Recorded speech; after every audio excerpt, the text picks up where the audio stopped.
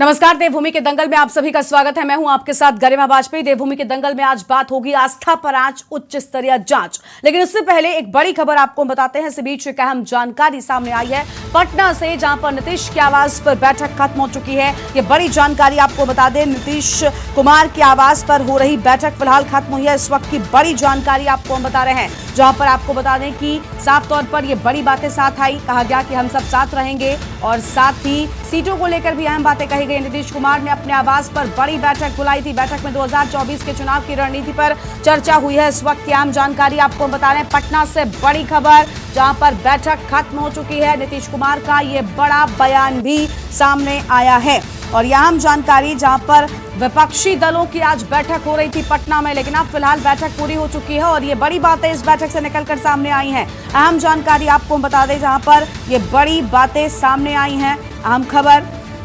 नीतीश के आवास पर हो रही बैठक फिलहाल खत्म हुई है और अहम जानकारी, नीतीश कुमार का ये बड़ा बयान भी इस बैठक के बाद सामने आ चुका है। अहम खबर आपको हम बता रहे हैं और कई बातें भी निकलकर सामने आ रही। कहा जा रहा है कि अब ये समर्थन, भला ये जो एकता है, ये कितनी मुश्किलें भारतीय जनता पार्टी की लिए खड़ी करेगा आने वाले चुनाव में, ये बहुत बड़ी बात होगी। 15 विपक्षी दलों की महा बैठक आज खत्म हुई है। पटना में ये बैठक हो रही थी। आम जानकारी आपको हम बता रहे हैं, पटना में हो रही बैठक फिलहाल खत्म हुई है। नीतीश कुमार का बयान सामने आया है। इस वक्त की आम जानकारी आपको बता दें और आज इस बड़ी बैठक में जो दिग्गज हैं वो बैठक में शामिल हुए। नेताओं ने अपनी अपनी राय रखी, अपने अपने पक्ष रखे हैं। यहाँ पर सभी की ओर से अपनी बात कही गई है। विपक्षी एकता की कोशिशें जो हैं वो अगर कामयाब होती हैं तो साफ तौर पर मुश्किलें भारतीय जनता पार्टी के लिए आने वाले चुनाव में बहुत ज़्यादा होने वाली हैं। नीतीश कुमार का हालांकि इस बैठक के बाद बयान सामने आ चुका है। उन्होंने साफ तौर पर कहा कि बैठक में 2024 की रणनीति पर चर्चा हुई और हम सब साथ साथ रहेंगे। ये बड़ा बयान फिलहाल सामने आया है। देखिए, मीटिंग में सब साथ साथ हैं, लेकिन क्या मन से सब साथ साथ हैं, ये बहुत बड़ी बात होगी। और मुलाकात से क्या मंत्र निकलेगा, क्या ख्वाब विपक्षियों के पूरे होंगे, क्योंकि मकसद विपक्षियों का एक है, भारतीय जनता पार्टी को सत्ता से बाहर का रास्ता दिखाना। और इसी लिहाज से विपक्षी एकता के चलते आज पटना में यह बड़ी बैठक नीतीश कुमार के आवास पर बुलाई गई।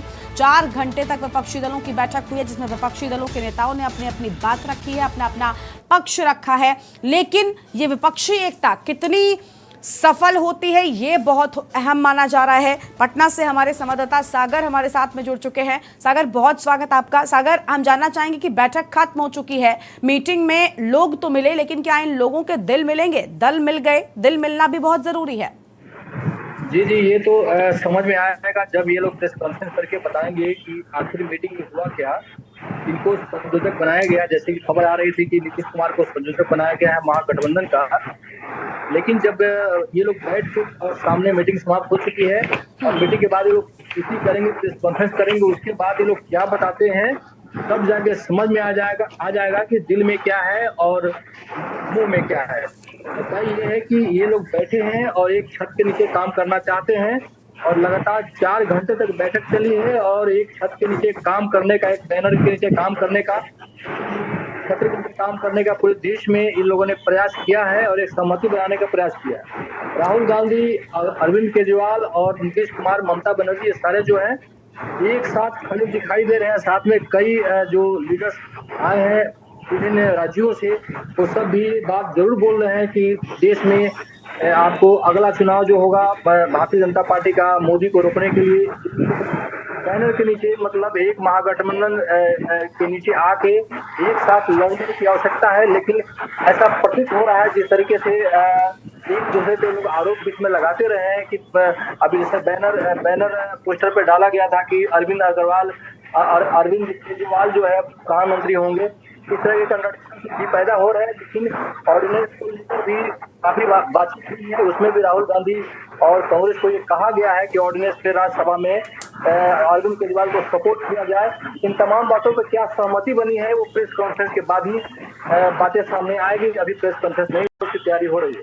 बिल्कुल, देखिए प्रेस कॉन्फ्रेंस का इंतजार है क्योंकि मीटिंग का जो सार है वो कहीं ना कहीं सामने आएगा। लेकिन सबसे बड़ी बात अगर हम आपसे ये जानना चाहें कि देखिए विपक्षी एकता का प्रयास भले ही ये दल कर रहे हो, लेकिन जिस तरीके से शुरुआत हुई थी कि इस बैठक में लगभग 20 दल शामिल हो सकते हैं, लेकिन अभी से ही यहां पर साफ तौर पर ये नजर आने लगा कि दलों की संख्या जो है वो घटती गई है। 15 दल ही आज शामिल हुए हैं। कई ऐसे बड़े दल हैं जिन्होंने आज इस बैठक का हिस्सा वो नहीं बने। ऐसे में लग रहा है क्या कि अभी से विपक्षी एकता में दरार नहीं है, क्योंकि दिखाई तो दे रही है। जी जी बिल्कुल दरार है। आपने देखा कि इधर जो है ममता बनर्जी जैसे ही कल आई यहाँ पे बिहार में और जाके सीधे आपके लालू प्रसाद यादव से मिली और उनका पैर छू के प्रणाम की और ये साबित करने का प्रयास की कि पूरे एक परिवार की तरह जो है विपक्ष की टीम है और हम लोग एक साथ चुनाव लड़ेंगे आगामी चुनाव 2024 के चुनाव में और भारतीय जनता पार्टी को मात देंगे। लेकिन उधर कलकत्ता में जो कांग्रेस के इधर राहुल गांधी भी लगातार जो है अपनी एकता का परिचय देते रहे हैं। उनके अध्यक्ष मल्लिकार्जुन खड़गे भी एकता का परिचय देते रहे हैं। लेकिन कांग्रेस के ही जो लोकसभा के नेता हैं वो संसदीय नेता जो है वो कलकत्ता में बैठे हुए धरना पर और आरोप लगा रहे हैं कि जो हमारा ये विपक्षी एकता है इसका सबसे बड़ा बाधक ममता बनर्जी है। बिल्कुल, देखिए आपने भी कहा कि बहुत से लोग हैं और विपक्षी एकता में कई ऐसे मुद्दे हैं जिनको लेकर जो है दरार पड़ सकती है, जिनको लेकर आपसी सहमति नहीं बन सकती। उसमें से सबसे बड़ा मुद्दा है पीएम के चेहरे को लेकर, क्योंकि हर दल चाहे ममता बनर्जी हो या नीतीश कुमार हो या फिर कांग्रेस पार्टी का किसी और नाम पर राजी हो जाएगी। ये बहुत बड़ी बात है। तो आपको लग रहा है कि क्या पीएम के चेहरे को लेकर भी इस एकता की जो कोशिश हो रही है इसमें मुश्किलें आ सकती हैं? क्या सहमति बन पाएगी आपसी कभी भी दलों के बीच? जी बिल्कुल जो भी लीडर्स आए हैं बैठक में सबका अपना अपना लोकल मुद्दा है, लोकल इश्यू है और जिस तरीके से जो स्टेचर बढ़ा है नरेंद्र मोदी का, इससे ये सारे जो है एकजुट होकर अपने अपने राजनीतिक जमीन जो है जो बिल्कुल सत्ता में नजर आया है विगत 2014 के बाद, तो उसको जो है मजबूत करने का प्रयास किए हैं। इसी प्रयास को लेकर ये लोग जो है बैठक में बैठे हैं, आए हैं, यहाँ पर शामिल हुए हैं और ये स्पष्ट रूप दिख रहा है। उधर जो है आके उत्तर प्रदेश में भी जो भी वहाँ के लीडर आए हैं वो मुलायम सिंह यादव के पुत्र आए हैं, अखिलेश यादव जी, उनका भी बस यही है कि उत्तर प्रदेश में यूपी में भी उनको जो विपक्ष की जो लीडर्स हैं, जो भी विपक्ष की जो पार्टियां हैं वो सभी एकजुट होकर वहाँ के योगी सरकार से लड़े, मोदी से लड़े। इस तरीके का उधर जो है अरविंद केजरीवाल भी अपने ऑर्डिनेंस पे फैक्टर को लेकर चाहते हैं कि विपक्ष को एक मजबूती के साथ जो है विपक्ष उनके साथ खड़े रहे। जो केंद्र सरकार ने ऑर्डिनेंस के पर जो लाई है नया ऑर्डिनेंस, इसका विरोध कर रहे हैं।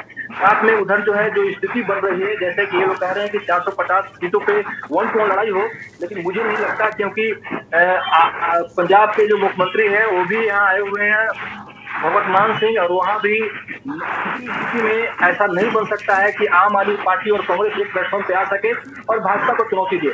वही स्थिति जो है दिल्ली में भी है और बाई एंड लार्ज वही स्थिति कलकत्ता में भी है। वहाँ भी जो वाम दल है उनको एकजुट करने का प्रयास ममता करने का प्रयास कर रही है, प्लेटफॉर्म पर लाने का प्रयास किया है। लेकिन मुझे ये लगता है कि सबों के दिल में कुछ और है, चेहरे पे कुछ और है, मुंह में कुछ और है, और ये जो बैठक हुई है ये बस एक एकता दिखाने का प्रयास हुआ है कि विपक्ष एक है, लेकिन मुझे नहीं लगता। लेकिन सच्चाई जो है जो क्लियर तो तभी हो पाएगा जब प्रेस कॉन्फ्रेंस के बाद। बिल्कुल, देखिए बैठक बहुत अहम मानी जा रही। बहुत शुक्रिया आपका अधिक जानकारी हमारे दर्शकों तक पहुंचाने के लिए सागर। तो यह अहम खबर आपको बता दें जहां पर नीतीश की आवाज पर हो रही बैठक फिलहाल खत्म हो चुकी है। विपक्षी एकजुटता को लेकर आज यहां पर अहम दलों की बैठक हुई है, लेकिन विपक्ष का ये महागठबंधन कितना कामयाब होगा ये बहुत अहम माना जा रहा है, क्योंकि कई ऐसे मुद्दे हैं, कई ऐसे पॉइंट्स हैं जिनको लेकर आपसी सहमति विपक्षी दलों में अगर नहीं बनती है तो कहीं ना कहीं भारतीय जनता पार्टी के लिए राहें आसान होगी। लेकिन अगर ये विपक्षी दल एक हो जाते हैं, सीटों को लेकर बात बन जाती है, इसके साथ ही क्या पीएम के चेहरे को लेकर अगर बात बन जाती है तो बीजेपी की राहें आने वाले चुनाव में बिल्कुल भी आसान नहीं होने वाली हैं। ये बड़ी जानकारी, नीतीश कुमार का बड़ा बयान भी इस बड़ी बैठक पर सामने आ चुका है।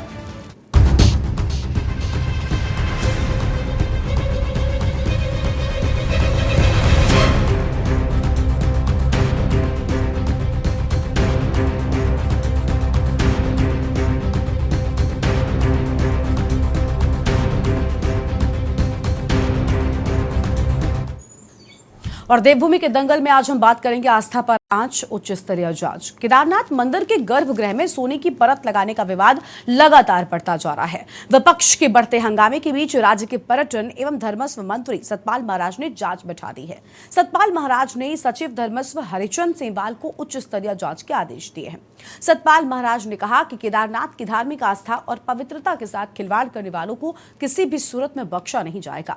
हालांकि महाराज ने भ्रष्टाचार की आशंकाओं को निराधार बताते हुए बहुत कुछ कहा है। बता दें कि केदारनाथ मंदिर के गर्भगृह की दीवारों पर सोने की पॉलिश उखड़ने का मामला काफी दिनों से सोशल मीडिया में तेजी से चल रहा है। तो वहीं विपक्षी दलों ने सतपाल महाराज की इस जांच पर सवाल खड़े कर दिए। कांग्रेस, आम आदमी पार्टी और यूकेडी ने जांच पर सवाल खड़े किए। कांग्रेस ने तो सरकार से हाईकोर्ट के सिटिंग जज की निगरानी में सरकार को जांच कराने तक की मांग की है। कांग्रेस का तर्क है कि आधिकारिक जांच पर सरकार का दबाव रहता है, ऐसे में जांच का निष्पक्ष परिणाम सामने नहीं आ पाएगा। जबकि सरकार का दावा है कि केदारनाथ की धार्मिक आस्था और पवित्रता के साथ खिलवाड़ करने वालों को किसी भी सूरत में हम नहीं बख्शेंगे। और आज इसी मुद्दे पर हम विस्तार से बातचीत करेंगे, लेकिन उससे पहले एक खास रिपोर्ट पर नजर डालिए।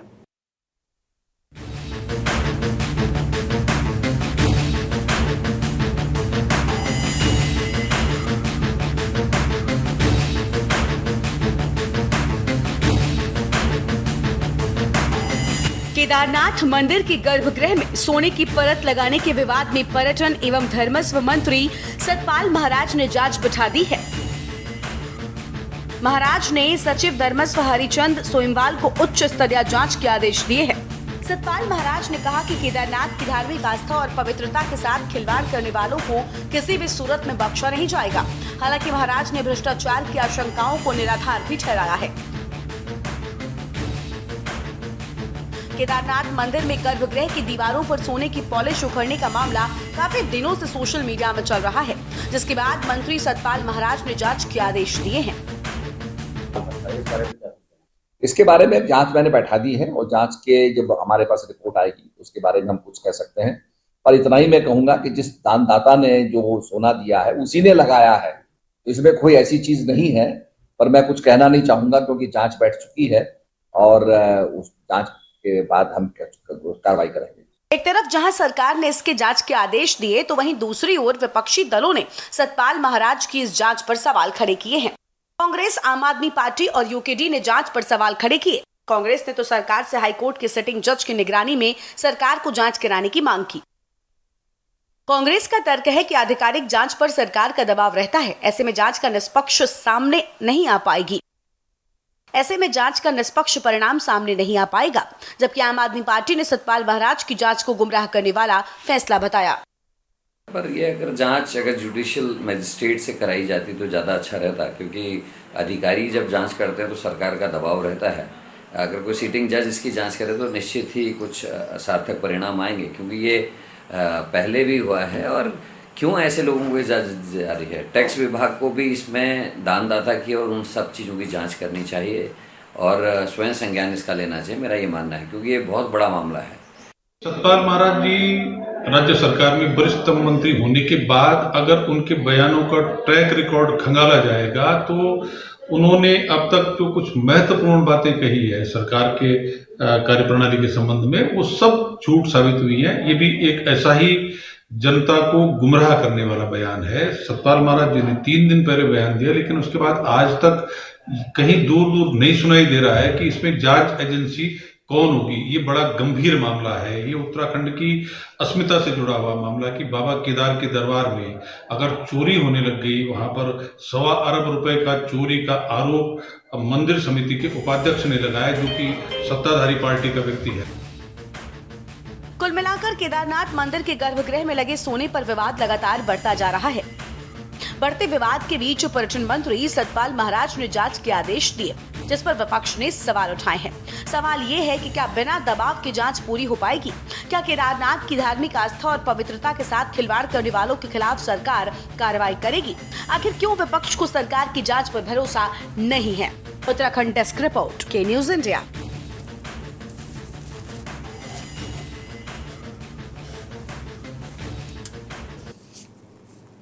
और आज इसी मुद्दे पर विस्तार से हम बातचीत करने वाले हैं। खास मेहमानों का पैनल हमारे साथ में जुड़ चुका है। सबसे पहले उनसे हम आपको रूबरू कराते हैं। हमारे साथ में कमलेश उनियाल साहब हैं, प्रदेश प्रवक्ता भारतीय जनता पार्टी की ओर से हमारे साथ में हैं। नरेश आनंद जी हमारे साथ में हैं। नरेश आनंद नौटियाल जी, प्रदेश प्रवक्ता कांग्रेस पार्टी की ओर से, विपिन खन्ना साहब हमारे साथ में, प्रदेश प्रवक्ता आम आदमी पार्टी से हैं, और शांति प्रसाद भट्ट जी हैं हमारे साथ में, वरिष्ठ यूकेडी के नेता हैं, अजय शर्मा जी हमारे साथ में हैं, वरिष्ठ पत्रकार हैं। आप सभी मेहमानों का बहुत स्वागत। आगे और भी मेहमान हमारे साथ में चर्चा में जुड़ेंगे, उनको भी हम जोड़ेंगे, लेकिन फिलहाल कमलेश जी के साथ शुरुआत करना चाहेंगे। कमलेश जी, लगातार सरकार पर सवाल उठ रहे हैं, कांग्रेस हो या अन्य दल हो, कह रहे हैं कि भाई जांच कराइए, जांच पर आंच ना हो, लेकिन आपके विपक्षी दलों को ये भी भरोसा नहीं है कि अगर आपकी सरकार में जांच होगी तो उसमें आंच नहीं आएगी। अब बताइए क्या किया जाए, क्योंकि ये आस्था से जुड़ा मुद्दा है।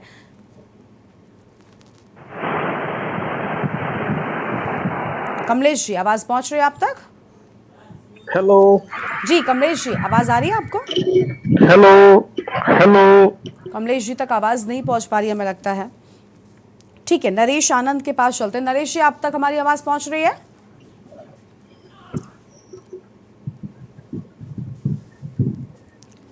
नरेश जी हमें सुन नहीं पा रहे हैं, और भी लगातार जो लोग हैं वो हमारे साथ में जुड़े हुए हैं। संतोष त्रिवेदी जी भी अभी अभी जुड़े हैं, तीर्थ पुरोहित हैं। संतोष जी, बहुत स्वागत आपका, आप हमें सुन पा रहे हैं? संतोष जी, आवाज मिल रही है आपको हमारी? संतोष जी को आवाज नहीं मिल पा रही है। तो देखिए, ये मुद्दा लगातार बढ़ता जा रहा है, क्योंकि जिस तरीके से यहाँ पर सोने की पॉलिश किए जाने की बात सामने आई, इसके बाद से ही भक्तों में भी निराशा है। इसके साथ साथ अब ये मुद्दा लगातार बढ़ता ही जा रहा है। अभी हम चर्चा करेंगे। फिलहाल तकनीकी खामी के चलते मेहमान हमारी आवाज़ नहीं सुन पा रहे हैं, लेकिन ये बड़ी बात है कि आखिर आस्था के साथ खिलवाड़ क्यों हो रहा है। भक्तों की आस्था के साथ इस तरीके की बातें अगर सामने आती हैं, अगर मंदिरों को इस तरीके से सवालों के घेरे में खड़ा किया जाएगा, तो भला आम जनता कैसे चुप रहेगी। कांग्रेस पार्टी के पास चलते हैं। नरेश आनंद नौटियाल साहब हैं। नरेश जी, बहुत स्वागत आपका, आप हमें सुन पा रहे हैं? नरेश जी, आवाज मिल रही है आपको? नरेश जी तक आवाज नहीं जा रही है हमारी। आम आदमी पार्टी से विपिन खन्ना। विपिन जी, आप तक आवाज पहुंच रही है? जी पहुंच रही। विपिन जी, हम आपसे जानना चाहेंगे, आप इस मुद्दे से अवगत होंगे। हम देख पा रहे हैं कि लगातार पूरे प्रदेश में अब चार धाम यात्रा में जिस तरीके से केदारनाथ मंदिर में सोने की पॉलिश को लेकर मामला गरमाया, आपको लग रहा है कि इस तरीके की चीजें कम से कम मंदिरों में नहीं होनी चाहिए, क्योंकि चार धाम की यात्रा चल रही है और ऐसे में इस तरीके की बात सामने आए कि पॉलिश की जा रही है, पीतल है या सोना है, जांच की तक की मांग हो रही है। क्या लगता है, इससे भक्तों की आस्था को ठेस पहुंचेगी, पहुंची है? देखिए, इसमें हमारा ये कहना है कि सबसे पहले तो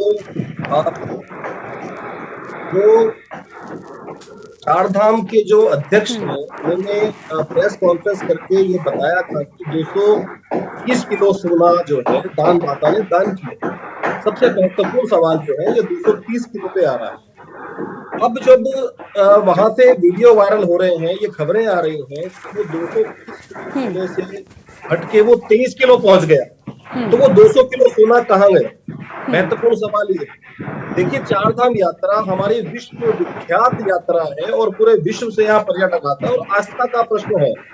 आस्था से खिलवाड़ जो भारतीय जनता पार्टी अब तक करती आ रही है, ये बहुत ही ज्यादा दुर्भाग्यपूर्ण है।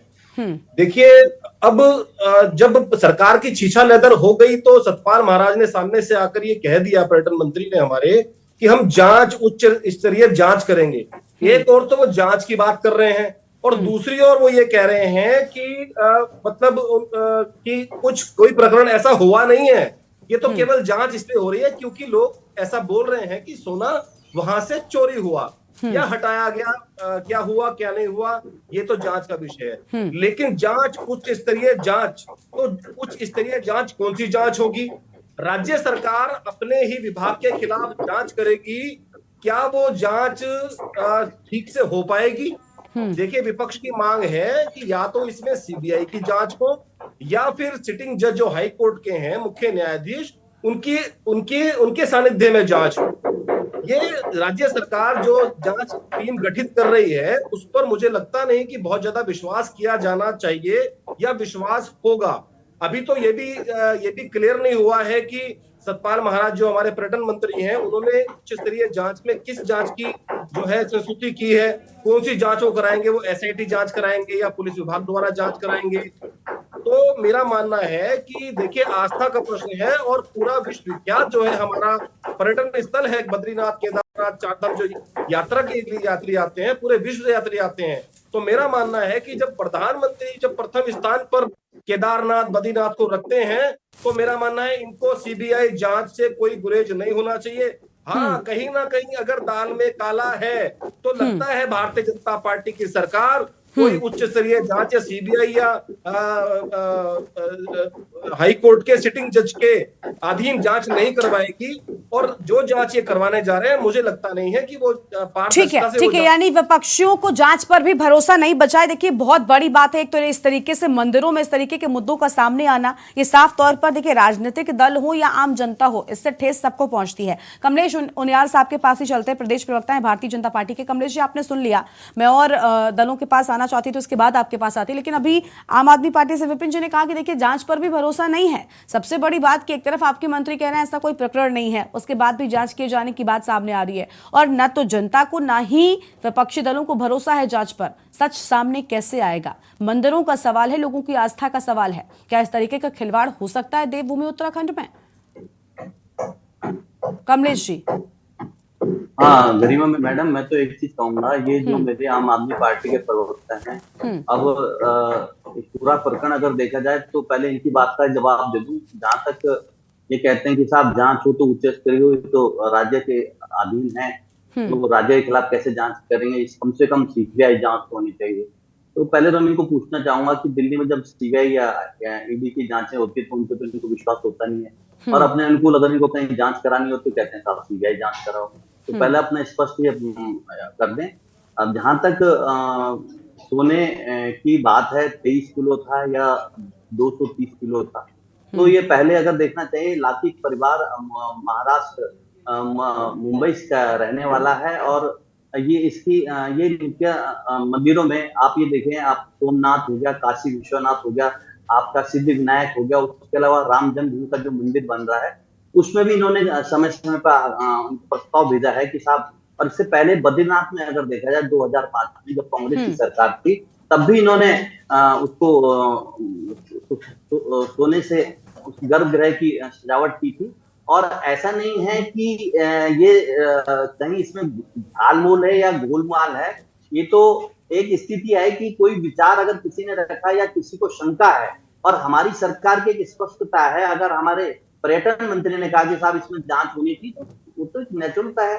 लेकिन इसमें कितनी सत्यता है या साहब ये जांच किससे कराएं, ये बात एक है। लेकिन इसमें अगर देखा जाए कि जहां तक जो मैंने भी कई डिबेट देखी सोशल मीडिया में, कई बार हमने इसकी जानकारी ली, 230 किलो चांदी 2017 में स्वर्णित चांदी से जो गर्भगृह के पूरा उसको बनाया गया था, और उसके बाद 23 किलो 708 ग्राम सोने का जो अपने ये लाठी परिवार है जिन्होंने दान किया है बाबा केदारनाथ को, और उससे जो हुआ तो उस सोने की जो प्रत है वो तांबे के ऊपर लगती है। तो इसलिए इसका दोनों का कई हमने सोशल मीडिया कई समाचार के माध्यम से देखा गया, इसका भी बिल समझ आया है। और इसके व्यवस्था इस तरह से कि अगर देखा जाए, इसमें 1001 किलो तांबे की जो परतें, जिसमें 513 प्लेटें जो लगाई गई, और उसके बाद इसके क्योंकि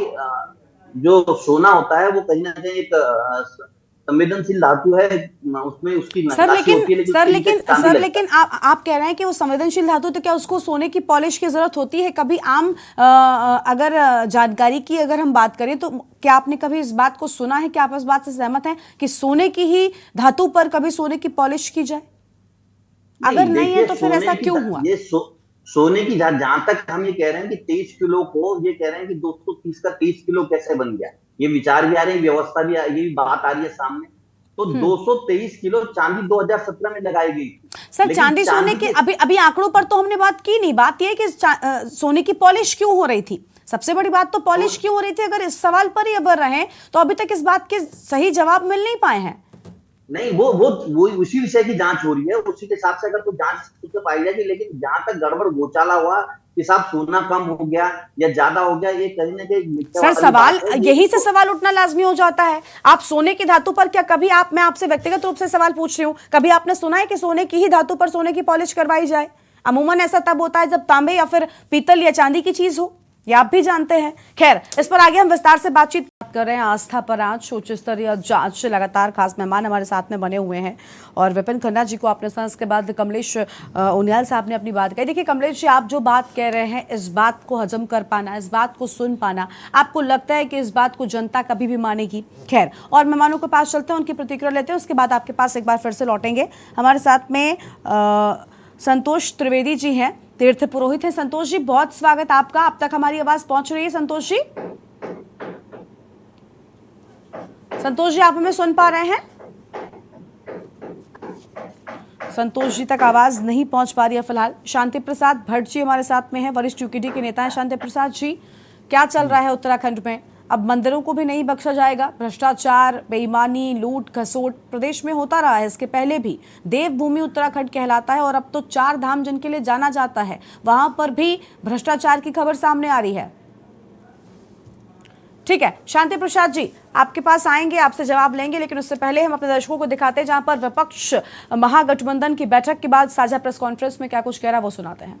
एक निर्णय लेंगे और आगे भी फिर इस यूनिट को बढ़ाने के लिए हम लोग पूरे काम करेंगे। एक होकर, एकजुट होकर 2024 की लड़ाई हमको लड़ना है और बीजेपी को सत्ता से बाहर करने का हम एक तय किए हैं, तो उसमें हम जरूर कामयाब होंगे। और उसके लिए मैं नीतीश जी का, क्योंकि उन्होंने होस्ट किया आज, उनका धन्यवाद करता हूं। और सारे और बहुत से हमारे नेता, मैं अभी जैसा बोला कि स्टालिन वहां से आते तमिलनाडु से, तो उमर अब्दुल्ला साहब और महबूबा मुफ्ती साहब उन्होंने कश्मीर से आते, तो सारा देश इसमें जुड़ा है। जहाँ जहाँ राहुल गांधी भारत जोड़ो यात्रा किए हैं, वो पूरे लोग आए हैं नेता वहां से। तो ये तो ये पूरा हम आगे करने का इरादा है। मैं ज्यादा कुछ और नहीं कहता, जो कुछ कहना है उन्होंने कहा है, और आगे राहुल गांधी जी कुछ बात करेंगे।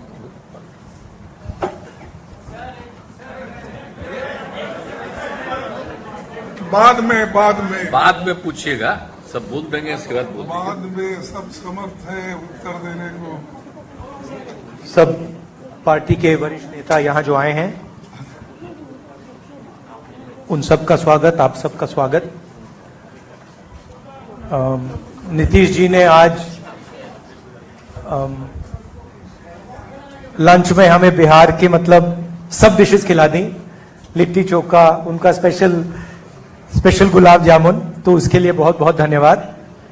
देखिए, जैसे आप जानते हैं, हिंदुस्तान की नींव पर आक्रमण हो रहा है। फाउंडेशन पर, इंस्टीट्यूशंस पर, आवाज पर बीजेपी और आरएसएस आक्रमण कर रही है। मैंने मीटिंग में भी कहा, यह विचारधारा की लड़ाई है और इसमें हम सब एक साथ खड़े हैं। हम में जरूर थोड़ी थोड़ी डिफरेंसेस होंगी, मगर हमने ये निर्णय लिया है कि हम एक साथ काम करेंगे, फ्लेक्सिबिलिटी के साथ काम करेंगे, और जो हमारी विचारधारा है, जिसको हम शेयर करते हैं, उसकी हम रक्षा करेंगे। जैसे खारगे जी ने कहा, नीतीश जी ने कहा, कुछ ही समय में अगली मीटिंग होगी और ये जो आज हमने बातचीत की, उसको हम थोड़ा और गहराई में ले जाएंगे। मगर ये एक प्रोसेस है, ऑपोजिशन यूनिटी की एक प्रोसेस है, और ये बहुत गहरी तरीके से आगे बढ़ने जा रही है। आप सबका धन्यवाद। ठीक है, बोलिए।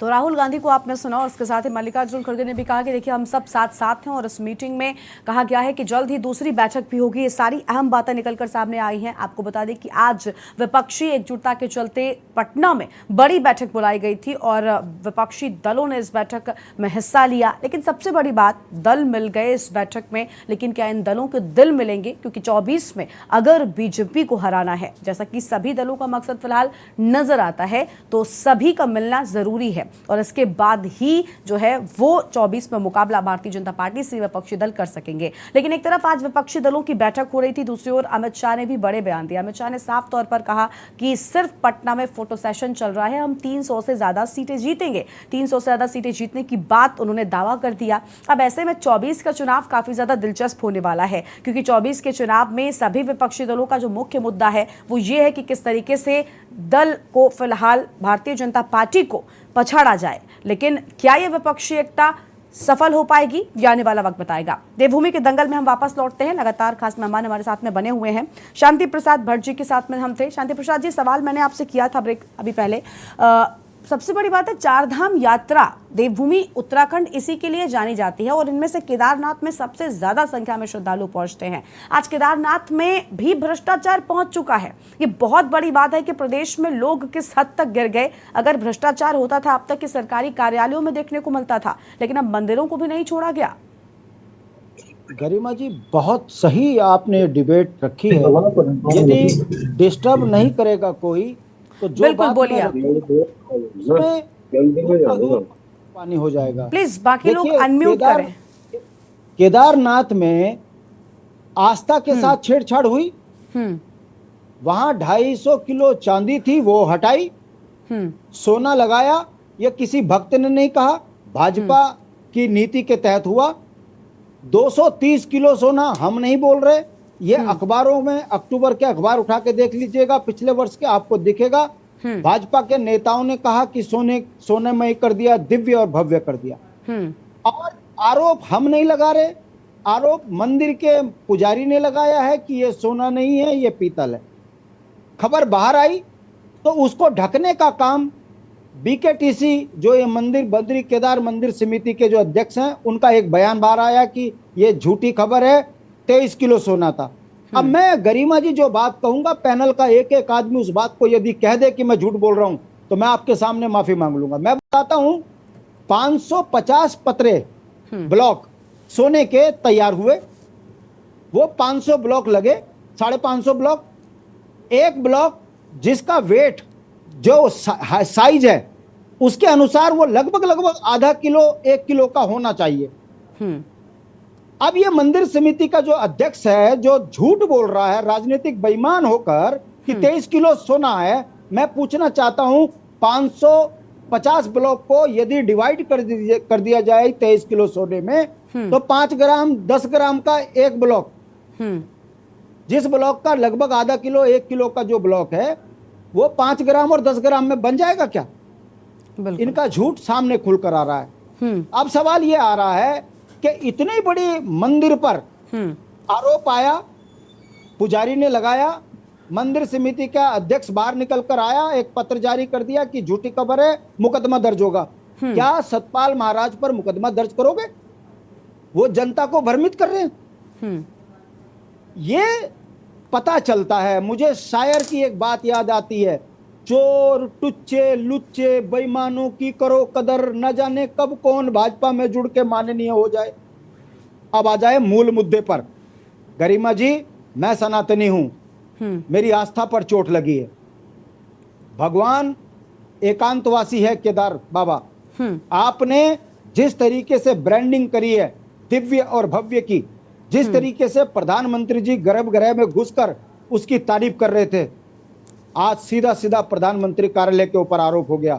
बताइए, आपने पीतल से सोना बनाने की मशीन, वो भी धार्मिक स्थल पर, कब तक हिंदू चुप रहेगा? आपने केदारनाथ में केदारनाथ से बड़ा ओम बना दिया। क्या वहां पर पर्यटन स्थल है क्या? अरे वो आस्था का केंद्र है। वहां पर छेड़छाड़, आपने भगवान को की आस्था पर चोट मारी है। उज्जैन में महाकाल में आपने 750 करोड़ का घोटाला कर दिया। वहां मूर्ति बनने से पहले ही नीचे एक हवा में गिर गई। ये आप आस्था पर चोट नहीं मारे। देखिए, मैं बात को कंप्लीट करने दीजिएगा। वहां आस्था पर चोट नहीं। राम मंदिर में आपने जमीन घोटाला कर दिया। ये आस्था पर चोट नहीं है, ये सनातन धर्म के तमाम अनुयायियों की आस्था पर चोट मारी गई है। और अभी जुलाई में बद्रीनाथ में देखिएगा, आप पूरा बद्रीनाथ उजाड़ दिया। बारिश होगी, कहीं ऐसा ना हो वहां भी कोई अनिष्ट हो जाए। ये बात मैं आपके सामने गरिमा जी इसलिए कह रहा हूं, आज FIR दर्ज, मंदिर समिति के ऊपर हो जानी चाहिए थी। लेकिन जिन्होंने सर ये सवाल बयान यही दिया है ना कि देखिए आप भी कह रहे हैं कि एफआईआर दर्ज हो जानी चाहिए, जांच बैठ जानी चाहिए, लेकिन विपक्षी तो ये भी कह रहे हैं कि हमें तो सरकार की जांच पर भी भरोसा नहीं है। तो ऐसे में किस पर भरोसा करेंगे और जांच का निष्पक्ष परिणाम सामने आ जाए, ये भी बहुत बड़ी बात है। मैं इसी बात को कह रहा हूं, मुझे बात कंप्लीट करने दीजिए। ठीक है सर, जल्दी से, और मेहमान है उनकी प्रतिक्रिया लेनी है। मैं ये शॉर्ट में बोल रहा हूं, मैं ये बोल रहा हूं कि अगर मंदिरों में भी इस तरह के तो घोटाले हो जाएं, तो अब आप बताइए भारतीय जनता पार्टी को क्या कहें। भाजपा के जो भक्त हैं जिन्होंने भाजपा को इस चरम पे पहुंचाया, अब दबी जुबान में वही बोल रहे हैं कि यार ये तो अब हद हो गई, ये तो भगवान का चंदा तक खा गए। क्यूआर कोड लगाकर। ठीक है, अभी कमलेश जी से आपके जो आरोप हैं, अभी कमलेश जी से जवाब लेंगे। कमलेश जी सुन रहे हैं आपकी बात को लगातार। तीर्थ पुरोहित हमारे साथ में। संतोष जी, आवाज मिल रही है आपको हमारी? ये बेईमान पार्टी है, भ्रष्ट पार्टी है, दलाल पार्टी है, और ठीक है, इस पार्टी ने ये बता दिया। जी, तीर्थ पुरोहित संतोष जी है, उनको जोड़ते। संतोष जी, आप अवगत होंगे केदारनाथ में कहा जा रहा है कि भाई सोने की जगह पर पीतल लगा दिया गया और इस भ्रष्टाचार, इस घोटाले को ढकने के लिए उस पर पॉलिश की जा रही है सोने की। तीर्थ पुरोहित हैं, पुजारी हैं, उन्होंने ही इस मुद्दे को उठाया और सवाल खड़े किया कि आखिर ऐसा क्यों हो रहा है। आप क्या कहेंगे, आपकी क्या राय है? लोगों की आस्था को ठेस पहुंची है, लोग केदारनाथ जाते हैं, उनकी भव्यता दिव्यता का लगातार यहाँ पर गुणगान किया जाता है, लेकिन क्या लोगों को वहां पर, सबसे बड़ी बात, लोग उसे ईश्वर का द्वार मानते हैं, इस लिहाज से वहां पर जाते हैं और भ्रष्टाचार अब इतना व्याप्त हो गया कि वहां तक पहुंच गया, मंदिरों को भी नहीं छोड़ा गया है। देखिए, हम लगातार एक बात बोल रहे हैं कि 7 घंटे से तीर्थ यात्री अपने बुजुर्गों के साथ, अपने बुजुर्गों के साथ और अपने बच्चों के साथ सुबह की 2 बजे में लाइन में लगता है और उसका नंबर 8-9 बजे सुबह में आता है। लेकिन सारी व्यवस्थाओं को देख करके वो तब भी ये सोचता है कि 1 रुपये आदमी दान करता है, और आज पूरे भारतवर्ष का दानी दाता और करोड़ों भक्त जो भगवान केदार बाबा में आस्था रखते हैं, वो अपना 1-1 रुपये दान का हिसाब लेना चाहती है, क्योंकि सोने के नाम पे जो वहाँ अरबों का जो घोटाला हुआ है, उस पर पूरी दुनिया जानना चाहती है। एक बार आपने अपने प्रेस नोट में जारी किया, ये झूठी अफवाह है, हम उसमें कानूनी कार्रवाई करेंगे। जैसे हमारे पूर्व वक्ता ने कहा कि सतपाल महाराज पे क्यों नहीं आप कानूनी कार्रवाई करते हैं। आप पहले तो आप कोई कानून लाते हैं, फिर उसके पीछे हट जाते हैं। भाई एक बार आप जो है इस पे पूरे विचार करने चाहिए। दूसरी बात यह है, सरकार बोल रही है हमारी छवि को धुंधली कर दिया गया है। देखिए, सरकार का ना मंदिर है, सरकार का ना वहाँ पे मैनेजमेंट है। सरकार क्यों अपने माथे ये बात ले रही है, ये बिल्कुल भी समझ में नहीं आ रहा है। सरकार कह रही है हमको बदनाम कर दिया, तो सर जिम्मेदारी किसकी होगी? संतोष जी, किसकी जिम्मेदारी होगी? क्योंकि भक्तों को बुरा लग रहा है, लोग दान देते हैं, अब दान में उन्होंने मंदिर समिति को दे दिया, इसके बाद मंदिर समिति पहले ये कहती है, सरकार कहती है कि मंदिर दिव्य भव्य बनकर तैयार हो गया है। जब सरकार बड़े बड़े दावे कर रही है, सरकार ये कह रही है अपने वक्तव्य में कि हमने तो पूरा सोने से मढ़ दिया, तो सरकार से सवाल भी होगा। अगर मंदिर समिति की ओर से लापरवाही की गई है तो जवाबदेही किसकी होगी? मंदिर समिति को भी जवाब देना होगा। लेकिन घोटाला ना होने पाए इस बात पर नजर रखने के लिए सरकार है ना। सरकार के जो नुमाइंदे वहाँ हैं, सरकार के ही नुमाइंदे हैं जिन्होंने घोटाला किया। अजेंद्र अजय मंदिर समिति के जो अध्यक्ष है, वो सरकार ही उनको भेजती है। ठीक है सर, ठीक है संतोष जी, इस बात का जवाब हम सरकार के नुमाइंदे यहाँ पर भी बैठे हैं, प्रवक्ता हैं बीजेपी की ओर से कमलेश उनियाल जी, उनसे लेते हैं। अजय जी, आप माफ करिएगा, मैं इसके बाद आपके ही पास आने वाली थी, लेकिन क्योंकि बहुत बड़ी बात संतोष जी ने बोली है, इसका जवाब लेती हूँ, उसके ठीक बाद आपके पास आती हूँ। माफी चाहती हूँ, आपके पास लेट आ रही हूँ। कमलेश साहब, आपने सुना, बहुत बड़ा आरोप लगा रहे हैं, तीर्थ पुरोहित है, राजनीतिक दल नहीं है, इसलिए प्लीज उनको राजनीति से दूर रखिएगा। वो कह रहे हैं कि सरकार के नुमाइंदे भ्रष्टाचार में लिप्त हैं। कुछ कहेंगे आप कमलेश जी इस पर? कमलेश जी अनम्यूट करें, आपकी आवाज नहीं आ रही है।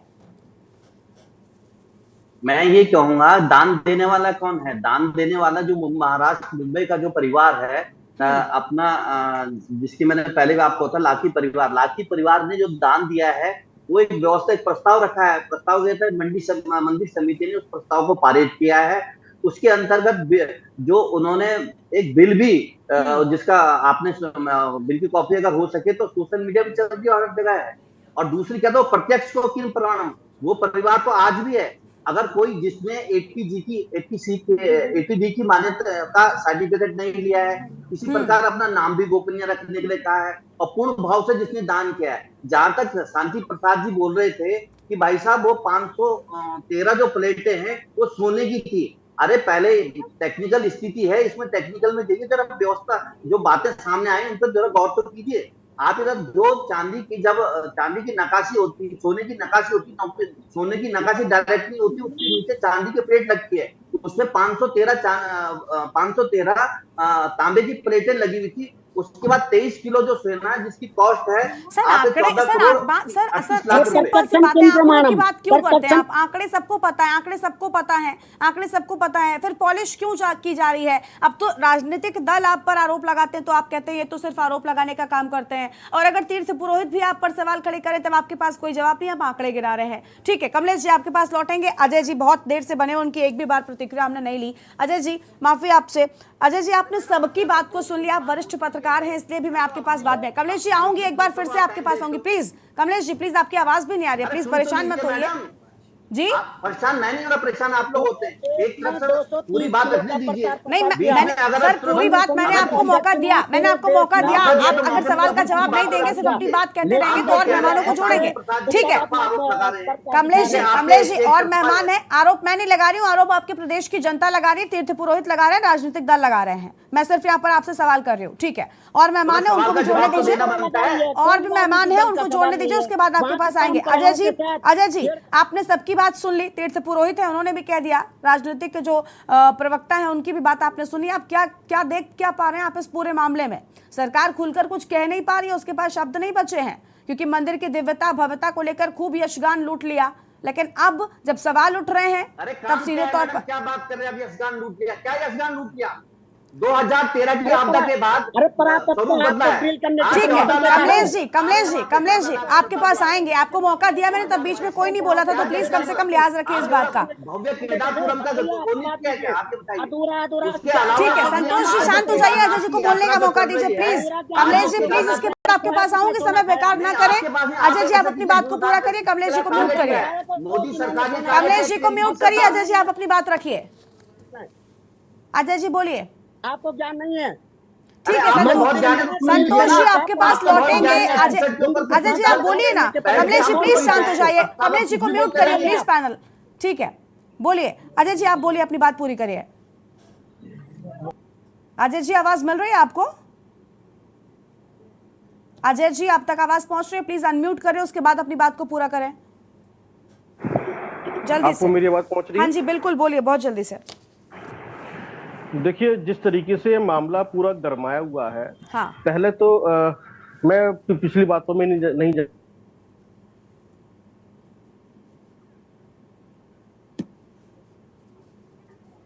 हाँ यार बना हम ने क्या तुम्हारा बाबू ने क्या सुनो हम ने क्या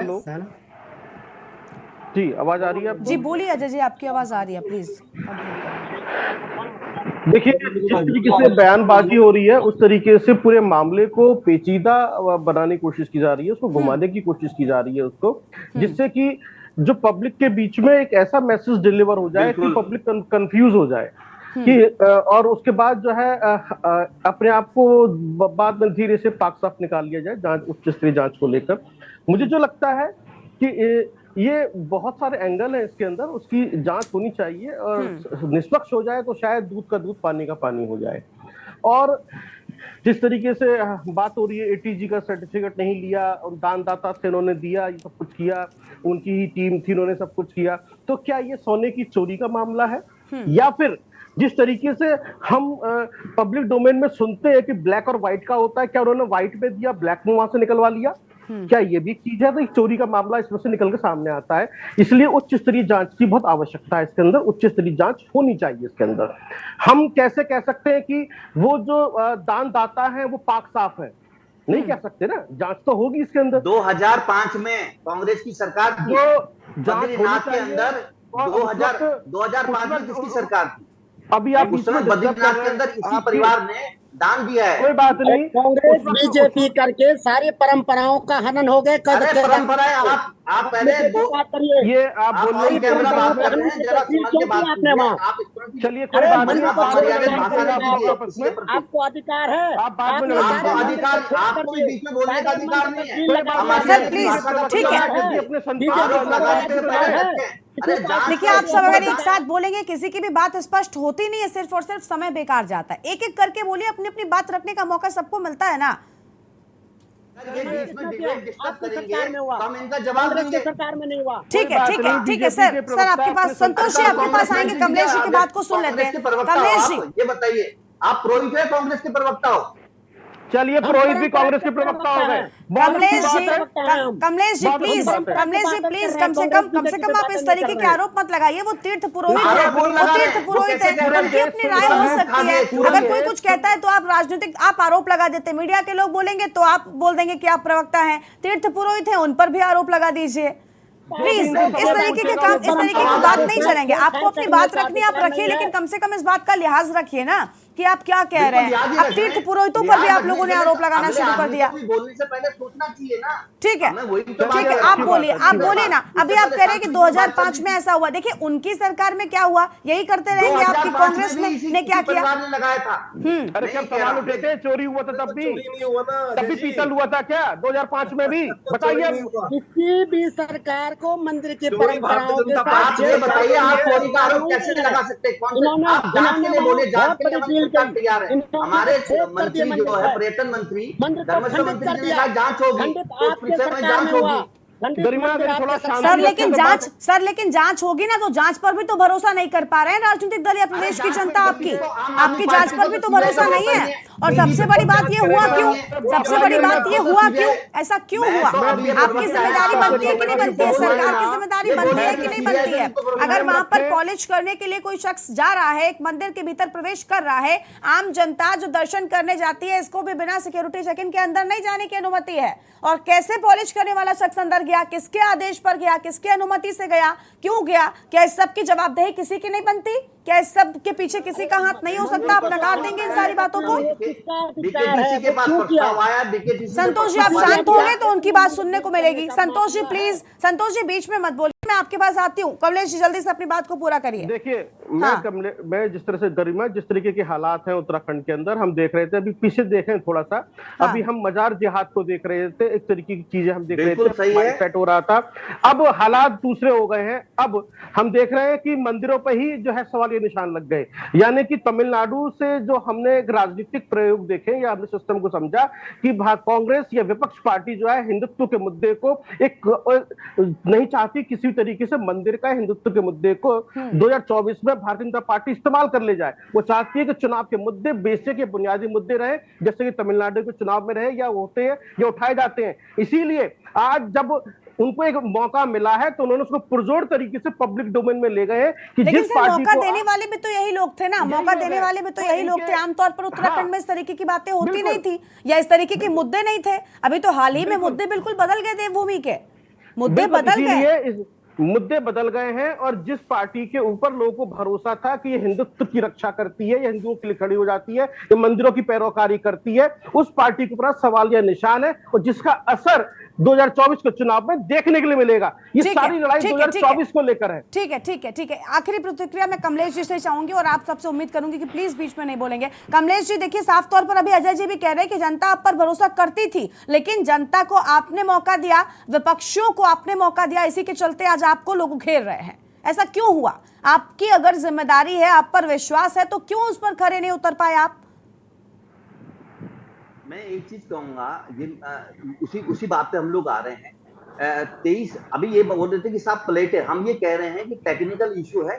अभी कई आप में से कई जानकारी दे 23 किलो 708 ग्राम की जो प्लेटें। सर ये टेक्निकल इशू कैसे हो सकता है? मैं फिर आपको टोकूंगी, आप कहेंगे बीच में बोल रही हैं, लेकिन ये टेक्निकल इशू कैसे हो सकता है? आप एक चीज मुझे बताइए ना, जहाँ पे जिस दानदाता ने दान किया है उनके हिसाब से जो बिल की कॉपी है, जो बीकेटीसी, तो एक व्यवस्था है, बीकेटीसी को उन्होंने प्रस्ताव रखा उस प्रस्ताव को पारित स्वीकार करते हुए बीकेटीसी ने उन्होंने स्वयं अपने कारीगरों के माध्यम से वहां पे लगाया, देख रेख की है। अब जहां तक पुजारी या किसी पंडित समाज के व्यक्ति ने इस पे एक शंका पैदा की तो उसका निवारण होगा। ठीक है कमलेश जी, बहुत शुक्रिया आपका, आप सभी मेहमानों का भी बहुत शुक्रिया। हमें उम्मीद है कि मंदिरों में जिस तरीके से ये सवाल उठ रहे हैं, मंदिरों में जिस तरीके से भ्रष्टाचार की बात हो रही है, उम्मीद है आने वाले वक्त में ऐसा नहीं होगा। आप सभी मेहमानों को बहुत शुक्रिया यहाँ पर अपनी बात रखने के लिए। देवभूमि के दंगल में आज हम बात कर रहे थे कि किस तरीके से आस्था पर आंच और उच्च स्तरीय जांच की मांग हो रही है, लेकिन विश्वास ना तो जनता को हो पा रहा है और ना ही विपक्षी दलों को सरकार पर हो पा रहा है, क्योंकि अब भ्रष्टाचार जो अब तक कार्यालयों में होता रहा है, अलग अलग जगहों पर होता रहा है, वो अब मंदिरों तक पहुंच चुका है। ये बहुत बड़ा सवाल है। आज के इस कार्यक्रम में इतना ही। आप देखते रहिए के न्यूज़ इंडिया। नमस्कार।